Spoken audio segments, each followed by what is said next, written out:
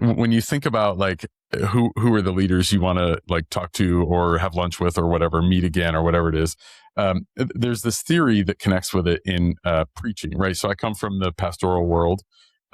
There's a theory that says that the pastor or preacher down the road in the church that nobody knows about is probably the best pastor or preacher you've ever met, but nobody knows, right? And like these sort of super popular, like sure they're popular cult of personality kind of people, but the best pastor you know is hidden down the street in this church that nobody knows about, right? That they are the best.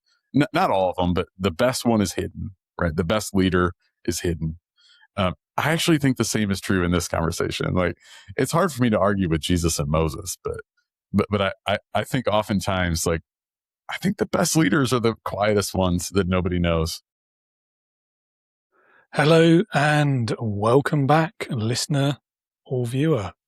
My guest today is a leadership coach. He's an experienced leader. He's spent over a decade leading teams at very high level. He's also led in some pretty differing environments, from the manufacturing industry, which we'll hear a little bit about, then as a pastor in a church during COVID as well. So he's got some interesting experiences and lessons learned. He's also a trauma coach as well, so we'll talk about that a little bit too.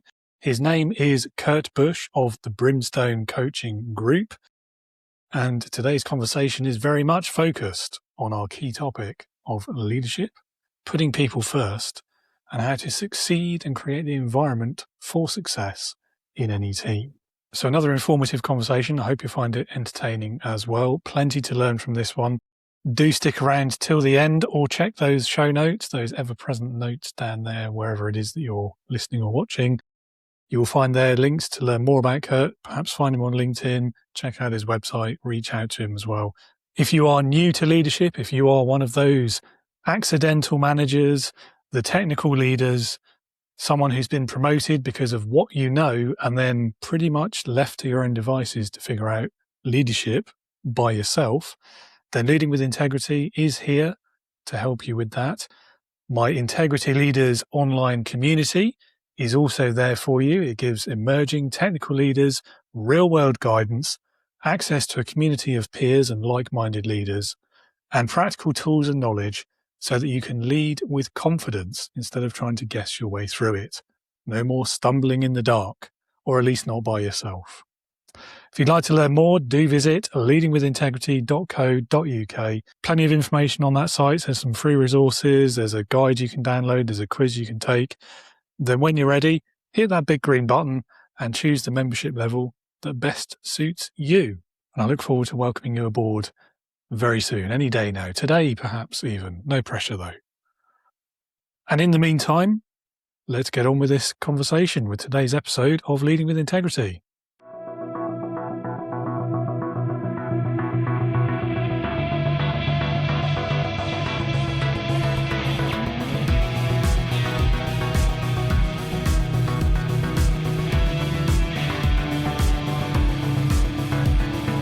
Welcome to the Leading with Integrity podcast. Leadership talk for the modern manager.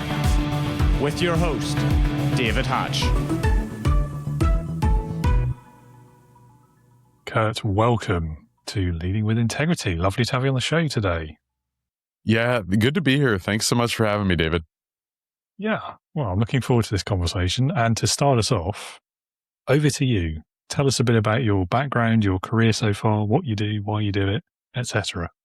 Yeah, that's a big open-ended question. It should only take about 45 minutes. Okay, cool. I'll sit back, put my feet up, and over to you. That's great. Yep. So yeah, my name's Kurt Busch. I am currently a leadership coach. I'm trauma certified and internal family systems certified. And I work with leaders of all kinds who feel stuck or exhausted or overwhelmed or just simply don't know how to take their next step into leading as authentically who they are. I spent about a decade in manufacturing. Most of that time was either as a production supervisor, managing a team of about 12 to 15 people. And I also did some HR. I did all the recruiting for the plant that I worked in, did benefits administration. Actually really loved that side of manufacturing. So I did that for about a decade. After that, I actually served a nonprofit. I actually pastored a local church for nearly a couple local churches for nearly a decade, and really loved that too. I think that time taught me how to lead volunteers, which is just a different game. And through that work, through leading volunteers, through a global pandemic, through some other sort of internal tensions, I realized I really loved helping people understand how they show up in places and what they're carrying into their leadership. And all of that kind of morphed into, hey, let's start a coaching practice with one of my best friends. So we launched our coaching practice called Brimstone Coaching Group in 2024, and we've been working with leaders ever since. Very cool. Yeah. And an interesting eclectic mix there of experiences. Great point as well about leading volunteers. That's something we haven't really explored before.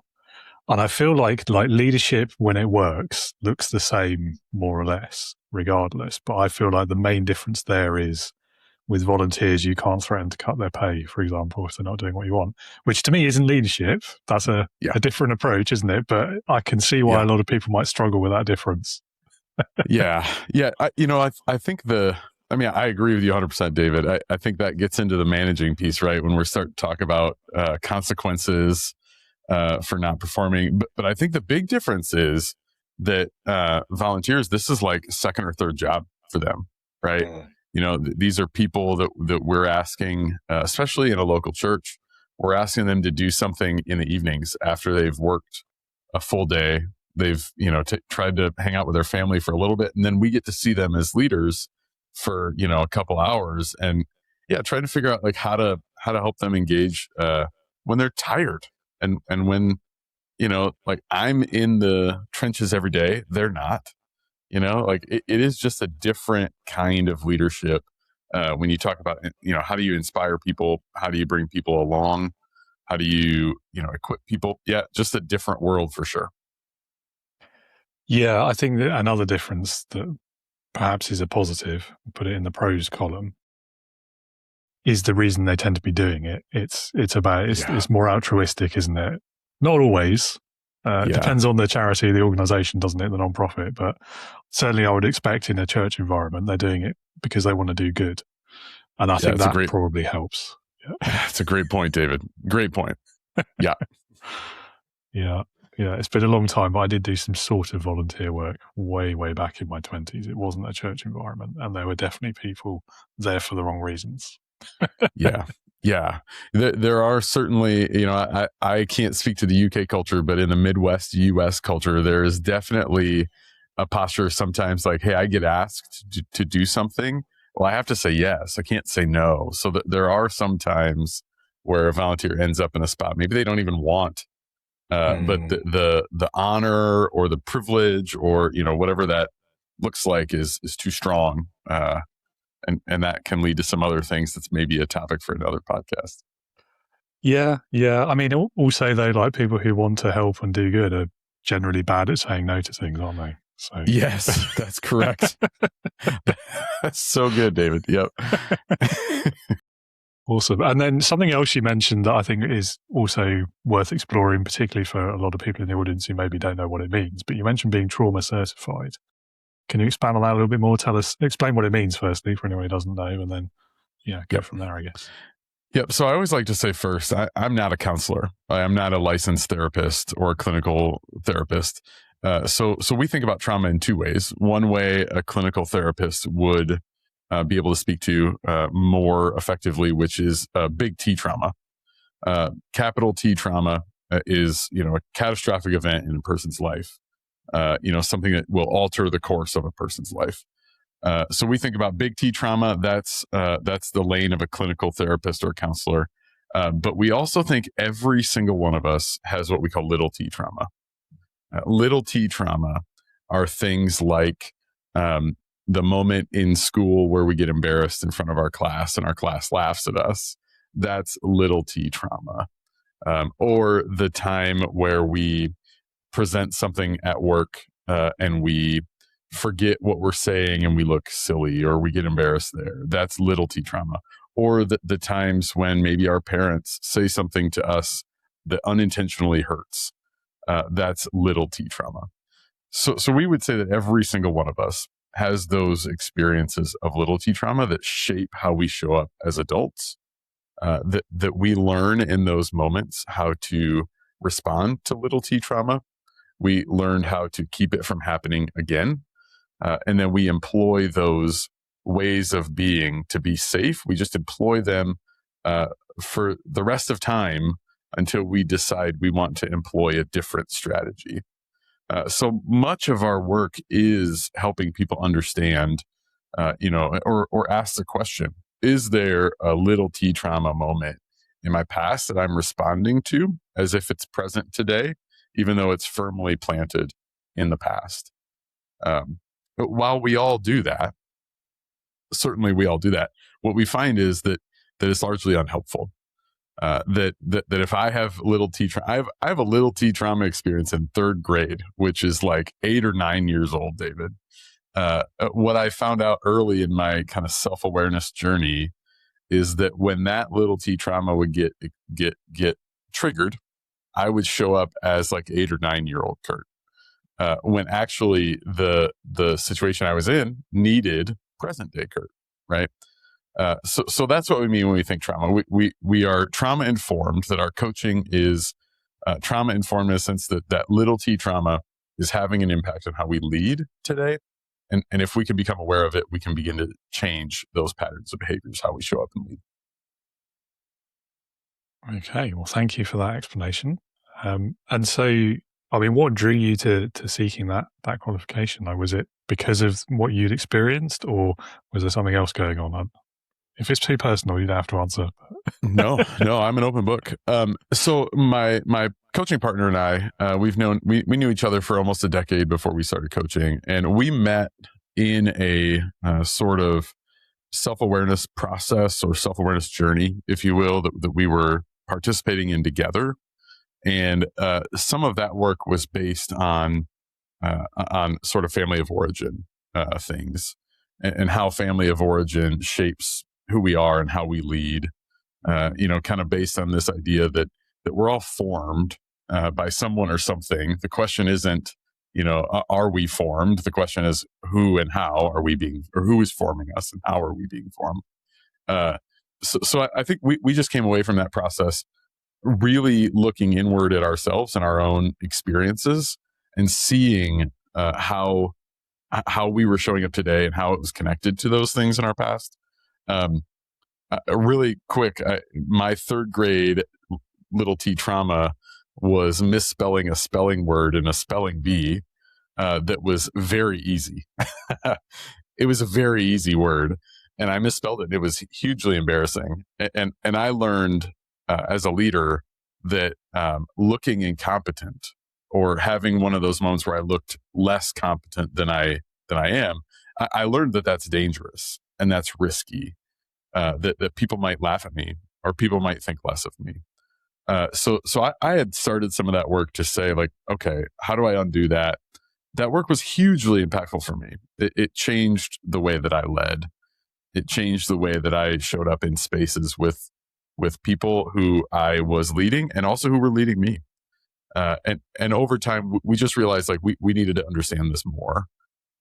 We needed to get a better grasp on it so that we could really walk with others instead of just kind of doing our own work. So you've triggered a memory in myself there as well. Very similar, not a spelling bee, but I can't remember what it was for. We had to read something out in front of the whole year of our school. Exactly the same. I mispronounced a word. Whole room laughed at me. And that's probably why I'm not super happy with public speaking even to this day. Yeah. 100%. Can I ask you a question? You can always say no. Can I ask a question? Yeah. Do you when you get in a spot where you have, which public speaking, by the way, we're on a podcast together, David, which I know, right? Yeah. An interesting It's not really thing. Public though, is it? Like, it's just the two of us. Yeah. That's just the two of us. Yeah. So here's the question. You don't have to answer it. As a coach, I believe that I can ask the question, but you don't ever have to answer it. when you find yourself in a spot where like, man, I'm going to have to public speak, and you feel like you're going to have to present in front of somebody, does it feel the same? Like in your nervous system, in your body, does it feel like that moment? Yeah, it can do. I think it's very context dependent for me now, because like intellectually, I know it's silly, but like it shouldn't make any difference. Like that was decades ago and they were kids. They didn't know any better. I shouldn't have taken it personally. It doesn't affect what I do today, et cetera, et cetera. But there is still that sort of the butterflies moment, isn't there? Yeah. So we, again, we're not neuroscientists either. But our research, our study has led us to believe that in those moments, like when you mispronounce a word and I misspelled a word, that our nervous systems did what they know how to do, did what they're designed to do to keep us safe. And then over the course of time, whenever that danger feels the same, the nervous system does what it's best at and jumps in and says, I'm going to keep you safe. Which is really good. There is a time when we needed that. I needed it in third grade. You needed it, probably even for years after. Like we needed our nervous systems to keep us safe and protect us. The question really becomes, do we need it to do the same today? And sometimes the answer is yes. Sometimes the answer is no. You said it feels intellectually silly, and I agree with you. When I feel it, it feels that way too. And our nervous systems don't know the difference, right? They're just doing what they know how to do, keeping us safe until we can consciously tell our nervous systems, "Hey, why don't you chill for a little bit? We maybe don't need you the same way." Yeah. It's something I think once you're conscious of it, maybe it's not easier to handle, but it's possible to handle it. Yes. Yeah. It is. Yeah, I do find that sort of thing fascinating though, like those sort of childhood memories that you kind of just don't forget it. You don't remember them until you do, if that makes sense. Mm-hmm. Yep. 100%. Yep. Yeah. And I do find it really intriguing, like from a leadership perspective, how much of those sort of early learned behaviors impact the way people show up as leaders or not as leaders, as the case may be, the way they interact with people in the workplace, the way they project things, assume things, maybe behave in ways that don't really fit the context, and so on and so on. Yeah. I think that's David, I love the way you said that, because I believe deeply, whether we're leading, being led, sitting at home, whatever we're doing, like our nervous systems don't know what we're doing. They just know there's a threat. And our nervous systems will get into action, even if we're leading in a high performance place where we need to be fully authentic and fully present. Our nervous systems are right back to that little T trauma moment, whether we want them to or not.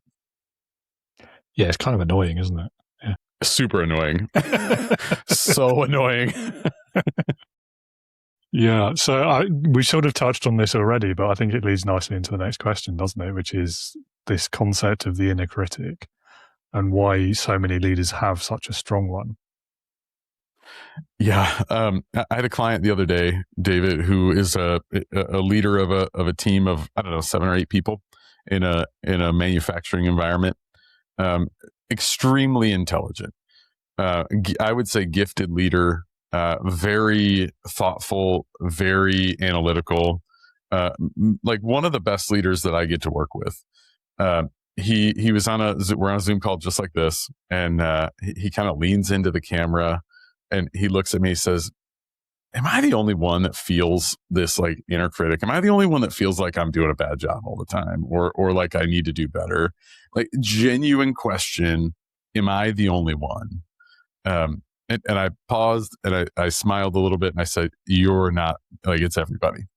It's every leader that I talk to. And of course I talk to leaders who are looking for a coach.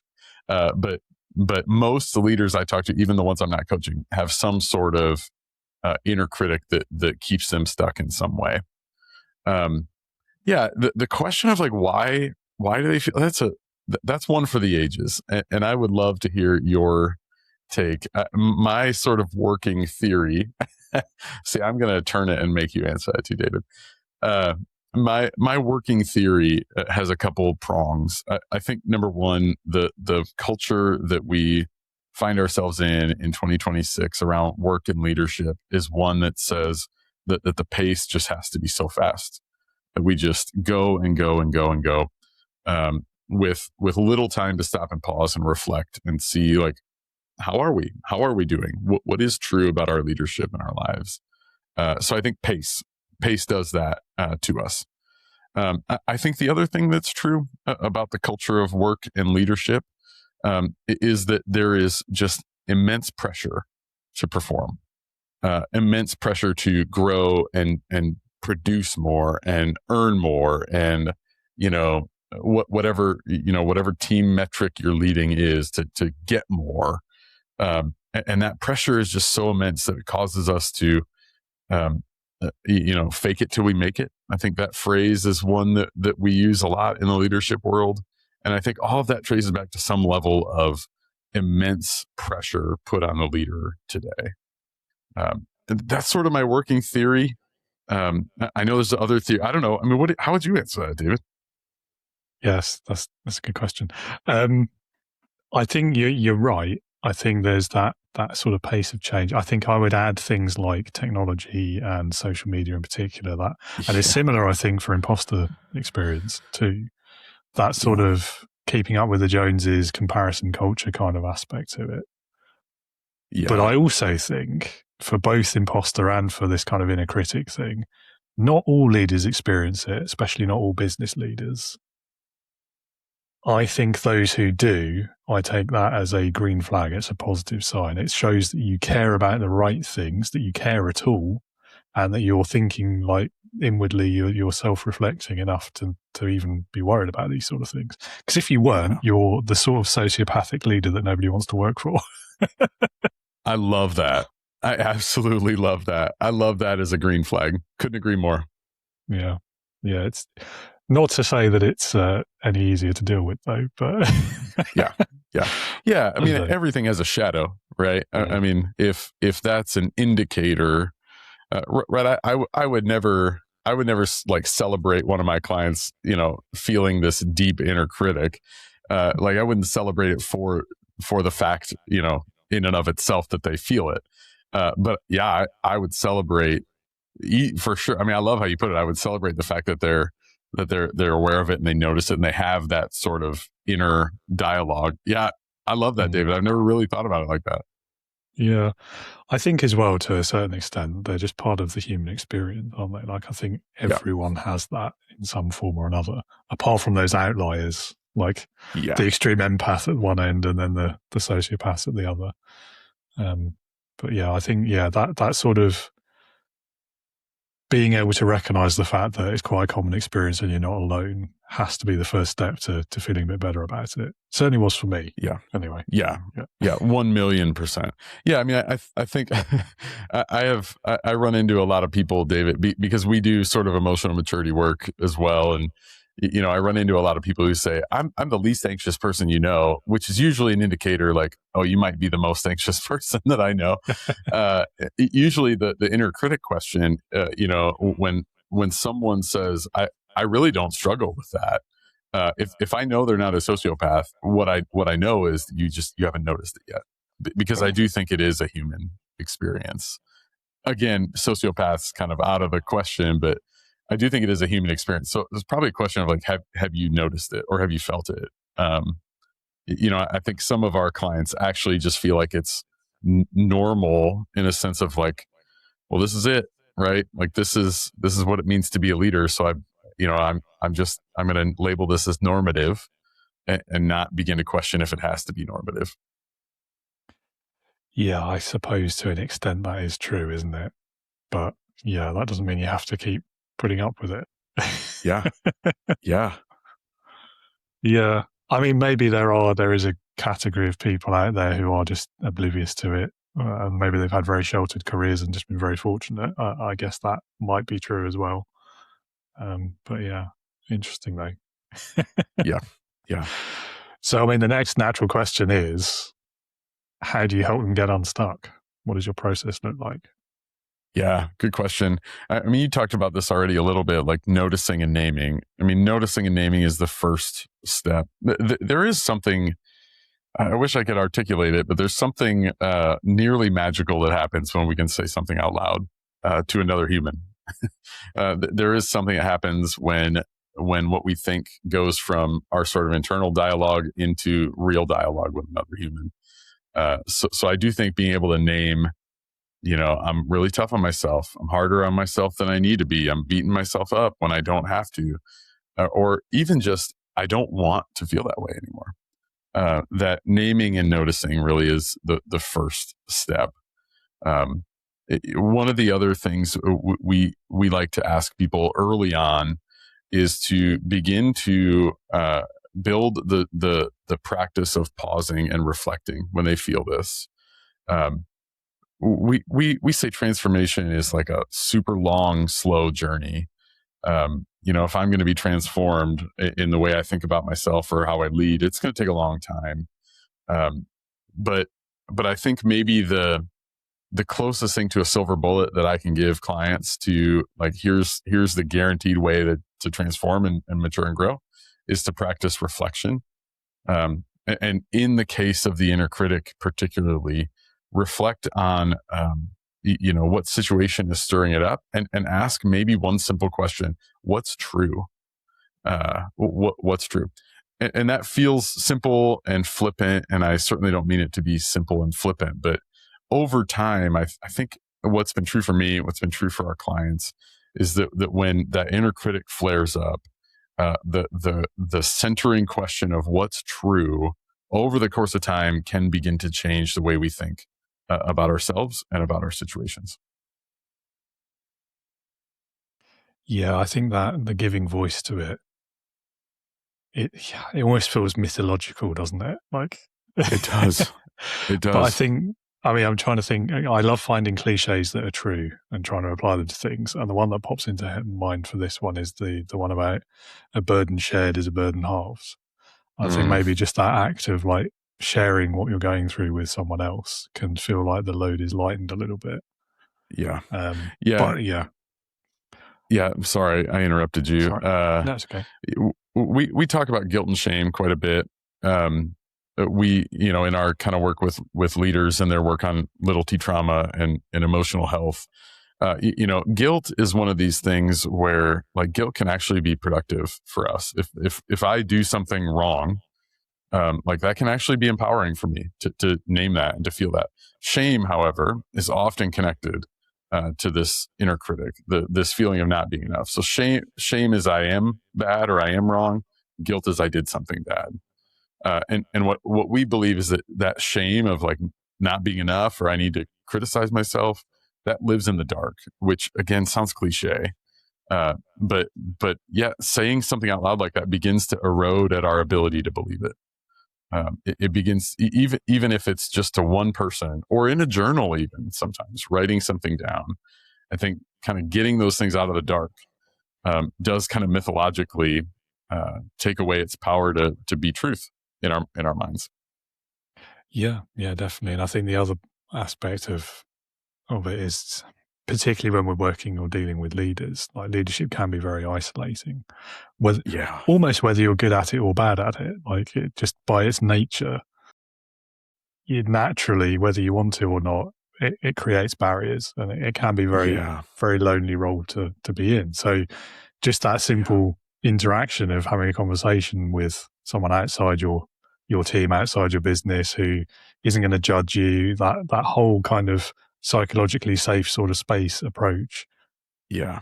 It can help with that, I find, and that is important, I think, particularly in this day and age where, much as I love remote work, that also is isolating. So if you're also leading as a remote worker of a remote team, it can be harder to build those connections, and the loneliness is real. Yeah, I love how you make that connection to feeling isolated in leadership. I think that's such a great thing to bring into the conversation. And it's not a simple solution as it used to be, I think, but I don't know. Yeah, I don't know. We get these kind of assumptions in our minds as well when we're leading, particularly when we're newer at it, about perceptions, and the leader doesn't go for lunch with people, or doesn't have conversations at the water cooler, or doesn't have informal Zoom meetings anymore. I don't know what the modern equivalent would be, really. But yeah. I had a leader early in my leadership career. I had a leader that I was probably responsible to report to this leader on some level, but not directly. He would say, "You can never let your people see you bleed." And I remember, like, in the moment, I was young and I'm like, it just doesn't feel great. I get the sentiment, the sentiment is this one of like power and like the leader is strong and that sort of stuff. But yeah, the further I got away from that comment, the more isolating it felt. I mean, what's true is, like, we do bleed.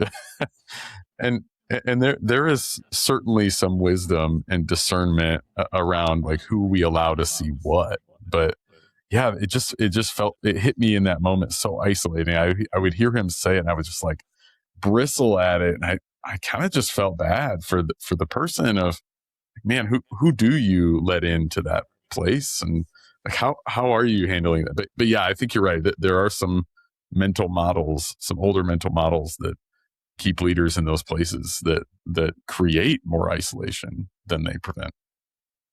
Yeah, I mean, cringe is the right word, isn't it? Yeah. That whole narrative about leadership and strength is pretty problematic anyway. I think it always has been, to be honest, but it's becoming a bit more acceptable to say this now. Yeah. Like, what if you get a paper cut in the office and your finger's bleeding? Do you have to immediately leave the room? Is that what you were saying? Like, I think so, yeah. Yeah. But also, like, hiding weakness isn't the same as strength, is it? That's so good, David. Yeah. I don't know. Anyway, I feel, I agree. I feel bad for those people, because if that's how they think leadership is, they must be really lonely and probably miserable most of their careers. Yeah. 100%. I feel like we've gone down some of the negatives and the not do these things past there. So let's bring that back to a more optimistic view of it. What does it look like when a leader truly is thriving? What are the perhaps less obvious benefits to themselves and to their team as well? Yeah, that's a great question. So thriving is one of these words that gets thrown out a lot, and I think everybody means a little something different. We connect thriving to authenticity, and I want to be really clear that I think there's a myth that authenticity, it gets equated with like not having a filter. Authenticity gets equated with, well, this is just who I am, so take me or leave me. That's not that's not how we think about authenticity.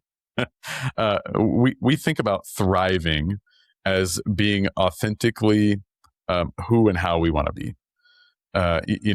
We believe that every one of us has gifts, passions, things we're excited about, things we're good at, things we want to do, things we want to be a part of, things that give us life and energy. We believe that every one of us as leaders can show up in ways that are aligned with who we want to be and who we are designed and created to be. That is thriving. If I can show up in a place of leadership and my leadership aligns with who I've decided that I want to be and how I've decided I want to be, that is what we would say is thriving. Meaning, again, not that I don't have a filter, not that I'm just going to say to David, everything's on my mind and say, take it or leave it. But rather, when I walk into a place like a boardroom or a meeting with staff or whatever it is, if I can hang on to my core values, the guiding principles that I have established for myself, if I can hang on to those and leave those places and say, yes, as best as possible, I hung on to those things, I maintained my sense of who and how I want to be, that's really like the end zone. That's the goal line for us. We don't really get into a lot of the weeds of like, how do you be a productive leader? I honestly don't really care about company metrics. A lot of my leaders do, and they should. But I am way more concerned. Yeah, probably depends on the company metric, right? Absolutely. Yeah. I am way more concerned that a leader that I coach can approach those metrics and lead towards them in a way that aligns with who and how they want to be. I think that means more leaving the office feeling energy. I think it means more leaving the office and having the desire to, like, have a life outside of work. It doesn't drain us of all our energy. It allows us to not be reactive at home. It allows us to go home and not want to, metaphorically kick the dog, if you will. We don't advocate that anybody kicks it. We love dogs. Yeah. But I think it's all for us about that alignment with who and how we've decided to be. Yeah. So this word authenticity, I know exactly what you're saying. I absolutely love the concept. I love authentic leadership in particular. I think it's, it's one of the best ways to lead. But I also think it's kind of like that, the radical candor movement and brutal honesty, and a lot of like the misuse of personality tests as well, where it just becomes like an excuse to just behave badly with no consequence. Yeah. 1,000,000%, David. Yep. Yeah. We think about authenticity. Yeah. So let me use can I give you an example? Absolutely. Yeah. So, I hate that we have to explain what we mean by authenticity so much. Yeah. But what we would say is, if a leader is in a meeting and they're feeling triggered or stirred up, our idea of authenticity is that they get to decide what to do in that moment. And if they decide, I'm going to lash out, well, then I want them to decide that. I don't want them to default into lashing out. The other way is true too. If a leader is feeling triggered and stirred and withdraws kind of into themselves and doesn't say what they want to say, or doesn't feel like the time is right to say what they want to say, then I want them to make that decision intentionally, based on their best thinking, based on their best decision making, and again, based on who and how they want to be. So I think there's probably a case to be made that the outcome probably isn't as important to me in our work as the process to get there. I would also say if I'm in my best thinking, I'm never going to lash out in a meeting. Like I would probably make some caveats and say I'm not sure there's ever a time and place to belittle someone in a work meeting. And I also think, I probably am an optimist to say if we can get to our best thinking, our intentional decision making, I really don't think any of us are going to land there. And there are outliers like we talked about earlier, but the leaders that we work with, what we find is if they can get to their best thinking, they will make a decision. Maybe the decision is to withdraw in because the time isn't right to speak, right? And that's the sort of authenticity that we're looking for. That it's not a carte blanche. I'm always going to say this, or I'm always going to do this. But like, how can I make a principled decision every time I'm triggered or stirred that again aligns with who and how I want to be? So that it's a nuanced difference, but I do think it's a difference. Yeah, I think for me, it's always been, firstly, I kind of do care about the outcomes as well, but yeah, I see where you're coming from. That's fair. I think for me, though, authenticity in leadership, at least, probably elsewhere as well, I see it very much tied to like honesty and building trust. I think the reason why it's so powerful when it's done right is that it will very rapidly build trust with people. Yeah. But I think part of the problem with it is, and particularly in like the world of marketing, where people have discovered that it's quite effective, and therefore they try to apply it like to the nth degree sort of thing, and they go too far with it. They share too much. They bring their entire personality into the room every time, even when it's not appropriate. Like the Instagram classic is picture of every meal, right? Like, the sort of thing that nobody really asked for, and isn't appropriate and isn't needed either, and is also Yeah. in the leadership context. That's not what authentic leadership looks like.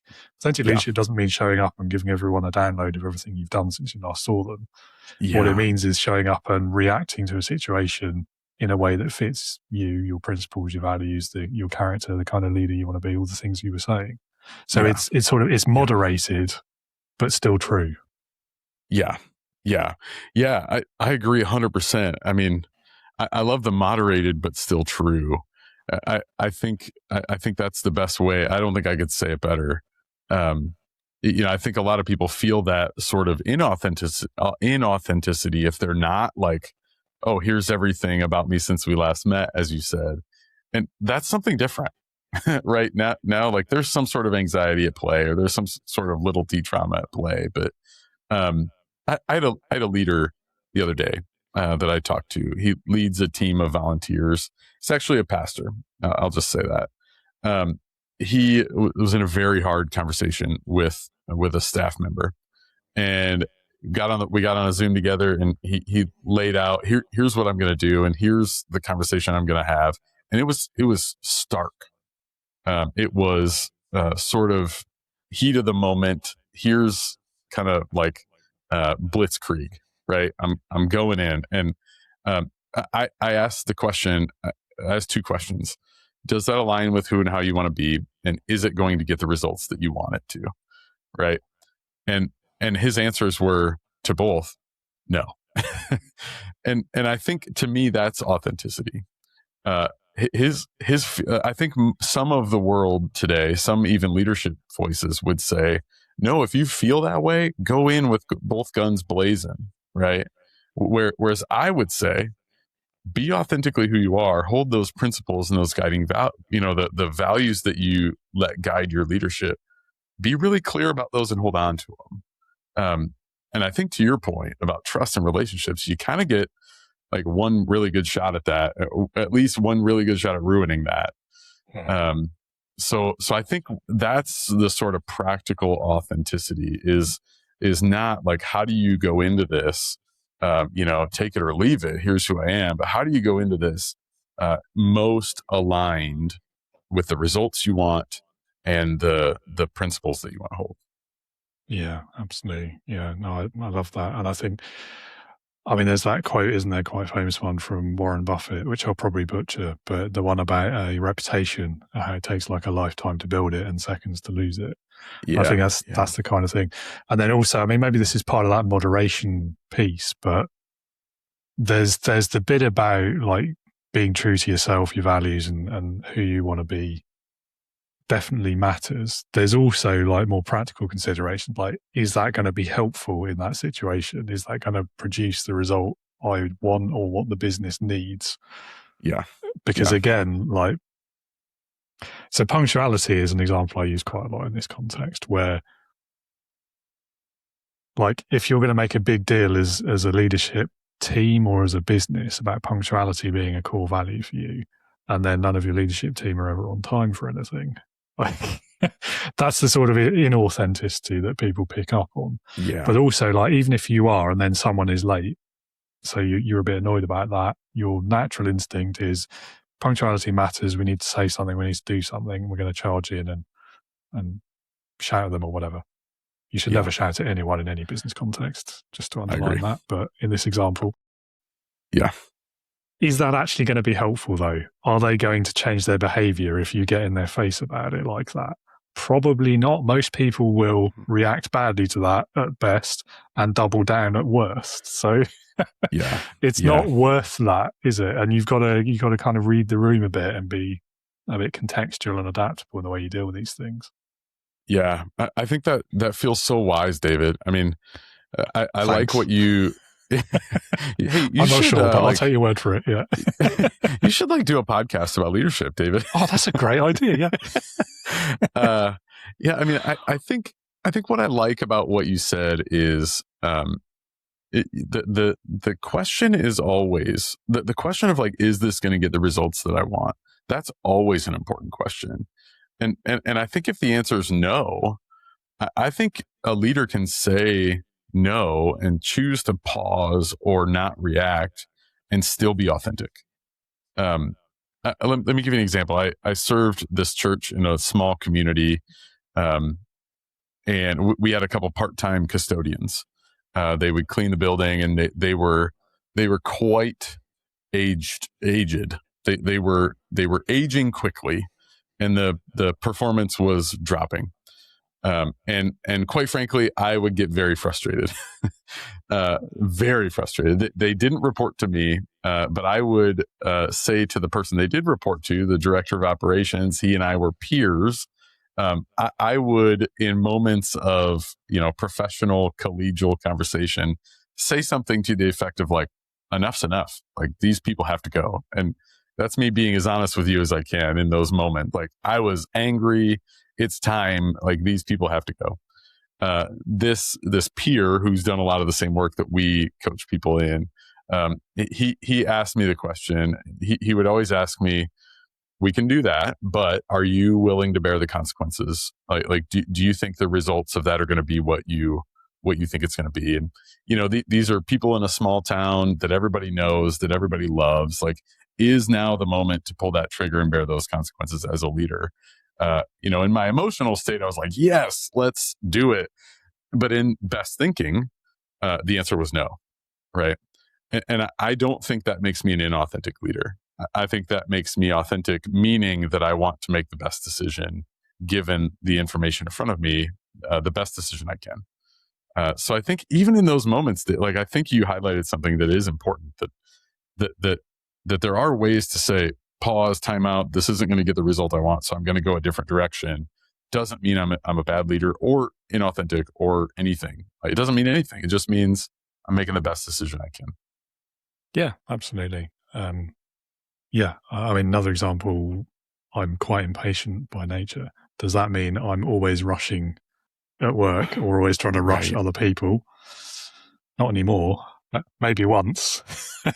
Yeah. Good example. Yeah. So, I mean, it's very good conversation so far. I'm going to ask you a few more slightly generic questions about leadership and see what you come up with. So the first one, I think, and we may have already covered this, but what would you say has been the most important lesson you've learned about leadership in your career so far? Yep. I love this question, and I haven't answered it. I had a mentor who taught me that how we do something is at least as important, maybe more important than what we do. I worked with a leader through the global pandemic who I would call a mentor. He led through an incredibly difficult time. Then again, I mentioned earlier, there's some sort of internal tension that we were navigating to. And I watched this leader navigate. People wanted him to act quickly, wanted him to make decisions that seemed obvious, that probably weren't. I mean, you know how these go. Like, the obvious decisions are most oftentimes the hardest, and most times aren't as obvious as we think. But he would say to me, like, even when I felt like, hey, it's time to move, like, let's take some steps, let's lead, let's do this thing. He would always tell me, sometimes how we do things is more important even than what we do. Meaning, you said earlier that the way we build trust, the way we navigate anxiety with people, the way we listen to people, all of those things are just as important, maybe sometimes even more important than the decision we make or the things that we do. I use that in my own life and leadership at least once a week. Yeah, it is an important lesson. And I think in a business context, hard to think of a more important example of when that matters than like that redundancy, parting of the ways kind of scenario. Yeah. Because I mean, you see all the time, don't you? There's always examples on social media and that. Like, there was that really well-known one couple of years back where they let go like a couple of hundred people or something via Zoom meeting with 15 minutes notice or something like that. And you're just like, okay, look, if we just take it as read that this was necessary, the how you did it really mattered there. and Yeah. you fell so far short. Like, Oh, that is cringe worthy, David. isn't it? Yeah, like they're having people's computers locked out and their desks cleared while they're in that meeting, and geez. Like, How do you get to that point? Like, how do you live with it afterwards as well? Yes. Like, Hey, how was your day today? My day was great. I did this thing. Like, David, that like hits me in all kinds of different. I think that the answer to that question from those guys probably was brilliant. I saved the company hundreds of millions today. That's I think you're probably right. That's the only way I can see them living with it. These are the outliers from earlier, right? Absolutely. Yeah. Doesn't bear thinking about it, does it? Right? Yeah. So let's move on from that. That's enough talking down big CEOs. What is your best memory of being led? Yeah. So early in my career, again, I had a leader who was, I think on some level, I was early leadership. I didn't know what the heck I was doing, David. I'm at a staff meeting, kind of conference room table with like 15 other people.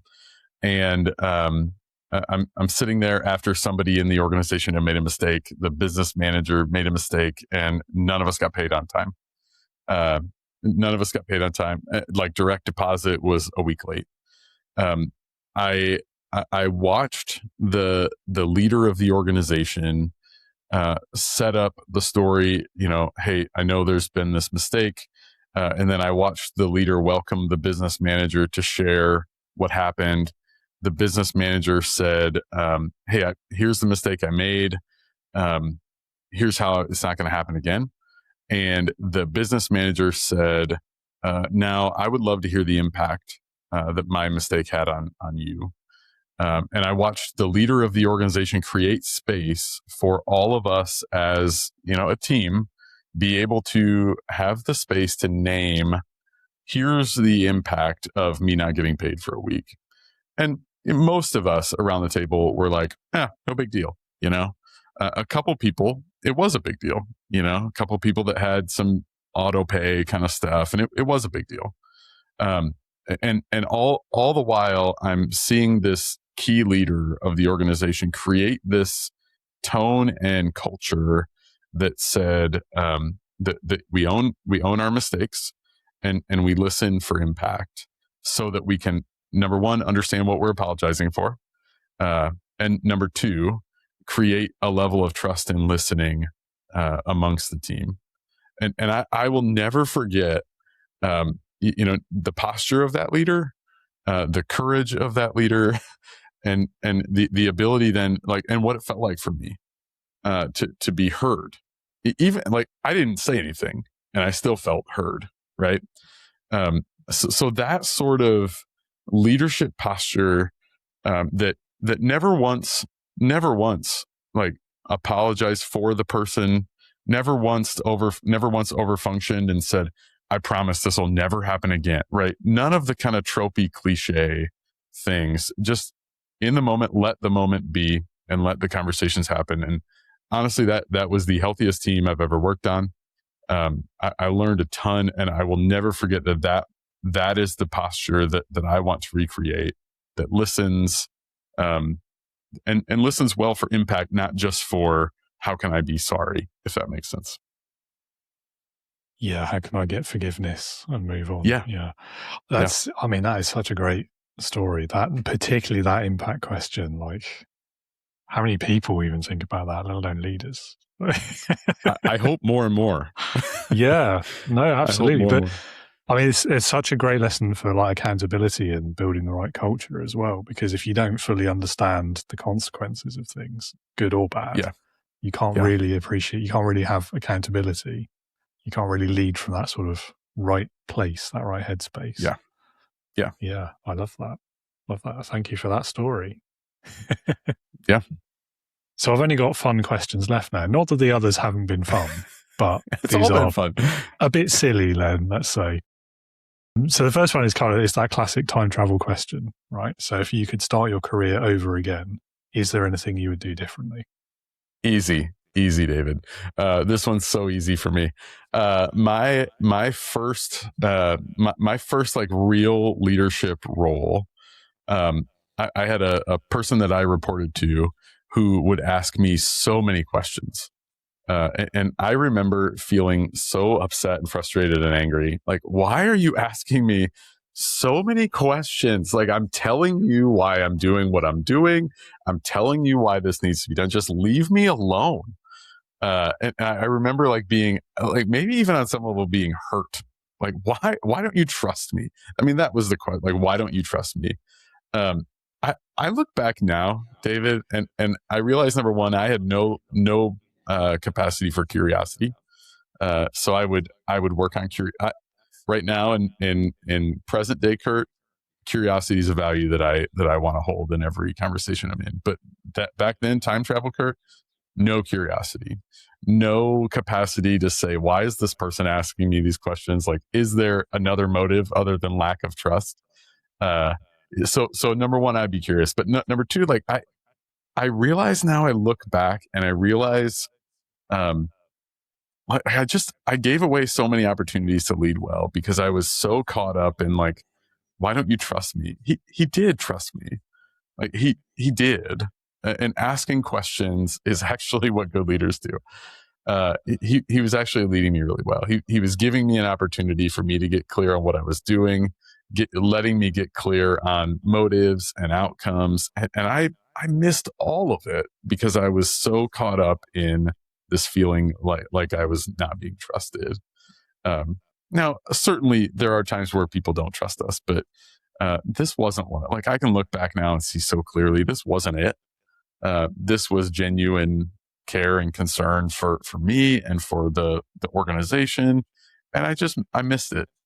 So if I could time travel, I would go back to those years and like be curious and capitalize on those moments where I could learn something from someone who was really just trying to help me out. Yeah. Yeah. It's a good lesson. I think probably everyone's been in that similar situation at least, especially when you're young. Like, yeah, questions are annoying. Like, I just want to, this is just my job. Just leave me alone. Let me do it. Yeah. I've definitely been in that space. The older I get, David, I don't, maybe it's age. I don't know if it's age or experience. Maybe it's both, but the more and more I appreciate like accountability and layers of like people that can ask me questions, you know, people that can push on me and challenge me. Like, I look around, like, I don't think that's the norm today. I think that makes me sad a little bit. I'm not sure that's the norm, but I do grow more and more to appreciate, like, yeah, can someone push me and challenge me and like question me? Like, this is where I grow. This is where the fruit comes from. Like, make me think about these things, you know? Yeah. I don't think it's age or experience. I think it's confidence, which maybe comes from one or both of those. Oh, that's good, David. I don't know. I mean, speaking for myself, at least, like I was still in some of those things that we talked about earlier, like the inner critic, the imposter syndrome and that sort of thing. And when you're in that sort of place, it's very hard to view questions as anything other than accusations, isn't it? Like, yeah. And probably to come full circle, probably some little T trauma coming into play too. Potentially, yeah. Maybe less so for me in that example, at least. But yeah, you're right. You are right. It's yeah. I'm not going to say anything about that particular leader I'm thinking of because we'll go down a whole other avenue that this episode doesn't really need right now. Fair. Kurt, this last question is both my favorite and quite often the most difficult, and you'll see why in a minute. But it's leadership heroes. Leadership heroes. So if you had to pick one person, and it's that bit that people struggle with, is the one person, but it can be anyone you can think of. They can be alive or dead, past or present, real or fictitious, but it's someone who, in your opinion, perfectly embodies leadership. So who is that for you and why? Yeah. So I read this question and I'm like, man, there's a real pressure here to pick one person. And like, you know, I'm always curious. I'd love to know how many of your guests like pick the kind of cliche, like famous leader Is that common, or do people kind of pick the leader down the street that's probably the best leader we know, but nobody else knows? Does that make sense? Oh, I don't know if I want to give you spoilers before you've answered. Okay.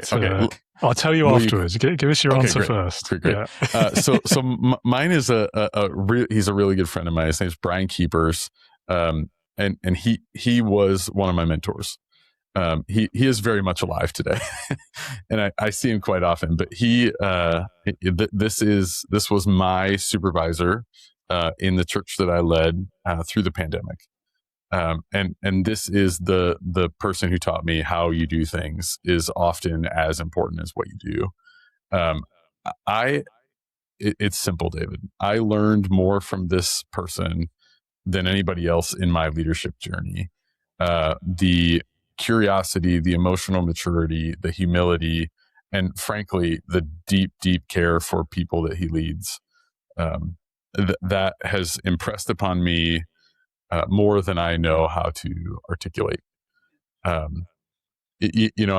think there's so much more in that. How you do things is important. There's so much in that learning for me that goes beyond just the sort of leadership cliche of it. That I find it hard to express my gratitude for this person, and the not just the way that he led in a crazy hard time, but the way that he invested into me, and the way that he poured into me and came behind me and beside me. I have so much gratitude. So when this question comes up, that is the name that comes to mind. I love him. He's a great friend, great leader. And I can't say enough good things about him. Yeah. And that very clearly comes through as listening to you talk about him. I have to say, so there's kind of like three categories that people come into with this. And one of those, which is probably my preferred one because it feels more meaningful, it's different to the others, is people whose leadership that they've personally experienced. It's quite rare, though, I have to say, that even in that category, people pick someone like that who's maybe a bit of a contemporary sort of situation and a friend, rather than very rarely someone they've directly worked for, quite often like a parent or a sibling. Yeah. And so I think you get extra bonus points, like double bonus points for this answer because it's quite unique. So Thank you for that. And then the other two categories are like Jesus comes up a lot, as you can wondered, imagine. Yeah. I think Moses came up once as well. He's a bit more rare. Yeah. And then the second and third, and they swap quite a lot depending on the month, is Captain Picard from Star Trek. I love that. Yeah. And Abraham Lincoln. Weird. Okay. Yeah, I went through a period a couple of years back. I think because there'd been a book released about him maybe, or there was a TV program about him, something like that. He was in the consciousness. Sure. So yeah, Abe Lincoln came up for like, I don't know, 6 or 7 episodes in a row at one point. Okay. I am looking at the time. I want to honor that, but can I give you a real quick theory of mine? Please do. Yeah. Love a good theory. When you think about like who are the leaders you want to like talk to or have lunch with or whatever, meet again or whatever it is, there's this theory that connects with it in preaching, right? So I come from the pastoral world. There's a theory that says that the pastor or preacher down the road in the church that nobody knows about is probably the best pastor or preacher you've ever met, but nobody knows, right? And like these sort of super popular, like sure they're popular cult of personality kind of people, but the best pastor you know is hidden down the street in this church that nobody knows about, right? That they are the best. Not all of them, but the best one is hidden, right? The best leader is hidden. I actually think the same is true in this conversation. Like, it's hard for me to argue with Jesus and Moses, but I think oftentimes, like, I think the best leaders are the quietest ones that nobody knows, you know? And maybe I'm wrong, and you can push on that if you want, but the best leaders I think are often hidden. Yeah, I think you're right. I think for me, it's the personal connections, isn't it? I think that's the thing. And yeah, like you're right. I mean, Jesus, Moses, like the fictional characters, even the superheroes, all of those people, like you can't argue with them in terms of the great leaders, the shining examples, but how real can they ever really be? Because nobody's met them for Well, in the case of the fictional ones, ever. And then the historical figures for like generations hence. So, yeah, I mean, they're interesting academically and I love talking about them. They're just not the same. Yeah. Agree. Yeah, that's very cool, though. Very cool hearing stories like that. I do enjoy it. And I think that theory as well is, I think the same could be said for like marketing and business and coaches. Like the best coaches are the ones nobody's ever heard of. Not because they're bad coaches, because they're bad at marketing. Yeah. Anyway, yes. Yep. Well, Kurt, thank you so much for being with us today. I've really enjoyed this conversation. I hope you have as well. And if anyone in the audience would like to learn more about you, the work that you do, what are the websites, the links, etc.? Yep. So our website is brimstonecoachinggroup.com. People can find anything they want to know about myself, my coaching partner, what the work looks like that we do, how and why. Also on that website, there is a link for a free inquiry call. If somebody wants to just ask some questions and see if maybe we're a good fit for helping them move past that inner critic, they can do that for free. We also have a podcast and a book that's over my shoulder, but they can find all that on the website too. I don't need to say all that. Awesome. Well, thank you so much again and have a great rest of your day. Thanks, David. Take care. Kurt, thank you again for your time today for an incredibly interesting conversation. We touched on a lot of really important topics of leadership there.